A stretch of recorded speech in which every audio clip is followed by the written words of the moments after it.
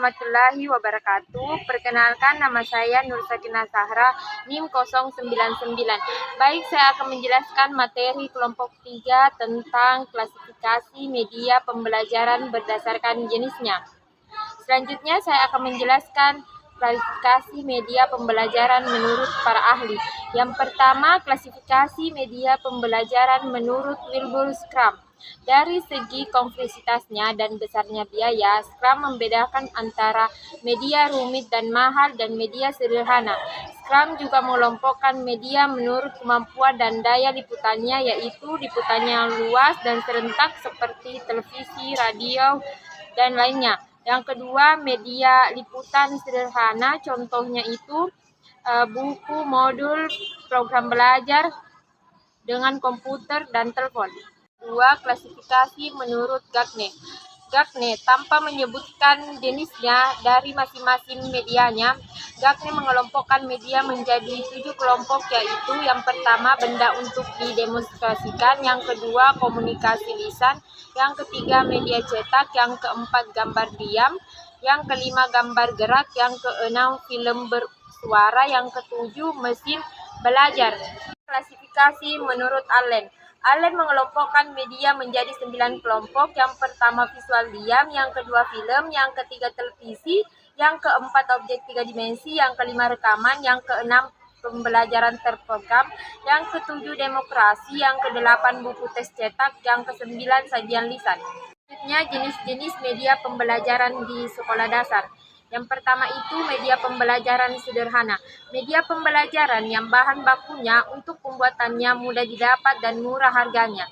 Cara pembuatannya mudah dan pemanfaatannya dalam pembelajaran mudah digunakan, tidak sulit jika media pembelajaran sederhana meliputi yang pertama media pembelajaran sederhana 2 dimensi, terdiri dari media grafik, media papan, dan media cetak. Yang kedua, media pembelajaran sederhana 3 dimensi, terdiri dari media benda sederhana, asli, dan media benda tiruan atau imitasi. Selanjutnya bagian B, media pembelajaran modern. Media pembelajaran modern bersifat elektronis dan kompleks, yaitu media yang bahan bakunya dan alat pembuatannya sulit diperoleh dan mahal harganya. Dalam pembuatannya dan pemanfaatannya memerlukan keahlian khusus yang memadai. Adapun fungsi dan pemanfaatan media pembelajaran di sekolah dasar. Media pembelajaran di sekolah dasar berfungsi untuk membuat pembelajaran mengajar lebih menarik, interaktif, dan efektif. Fungsi media pembelajaran: menarik perhatian dan minat siswa, mempermudah pemahaman materi, mengatasi keterbatasan ruang, waktu, dan indera, membuat pembelajaran lebih interaktif dan menyenangkan, meningkatkan motivasi dan semangat belajar, mengembangkan kemampuan kognitif dan efektif, meningkatkan kualitas hasil belajar. Pemanfaatan media pembelajaran: media visual, media audio, media multimedia. Dari materi tentang klasifikasi media pembelajaran berdasarkan jenisnya. Kesimpulannya yaitu klasifikasi media pembelajaran berdasarkan jenisnya adalah bahwa media pembelajaran sangat beragam dan dapat dikategorikan berdasarkan kriterianya, termasuk bentuk, fisik, proses penyampaian, dan tujuan pembelajaran. Tidak ada satu media terbaik karena pemilihan media tepat tergantung tujuan pembelajaran, karakteristik peserta didik, dan sumber daya yang tersedia. Baik, selanjutnya saya akan menjelaskan materi kelompok 4 tentang prinsip dan kriteria pemilihan media pembelajaran. Pemilihan media pembelajaran terdapat prinsip penting yang harus diperhatikan, yaitu kejelasan maksud dan tujuan pemilihan media. Familiaritas terhadap media yang dipilih, tersedianya sejumlah alternatif media yang dapat dibandingkan, dan penggunaan kriteria atau norma yang sesuai dengan tujuan pembelajaran, kondisi fasilitas, tenaga pendidik, serta ketersediaan dana. Kejelasan maksud dan tujuan bertujuan agar media yang dipilih betul-betul mendukung proses pembelajaran, sementara familiaritas mengharuskan peserta didik memahami karakteristik setiap media yang akan digunakan. Materi kelompok 4 tentang prinsip dan kriteria pemilihan media pembelajaran. Prinsip-prinsip media pembelajaran. 1.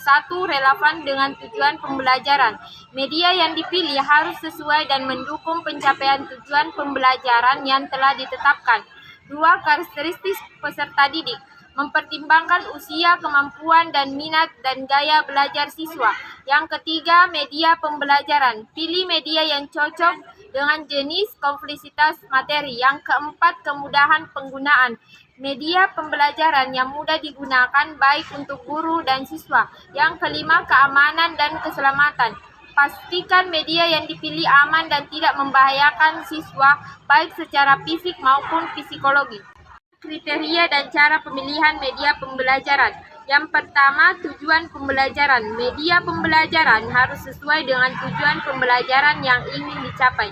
Yang kedua, karakteristik siswa. Media pembelajaran harus sesuai dengan karakteristik siswa seperti usia, kemampuan, dan gaya belajar. Yang ketiga, jenis konten. Media pembelajaran harus sesuai dengan jenis konten yang ingin disampaikan seperti teks, gambar, video, atau audio.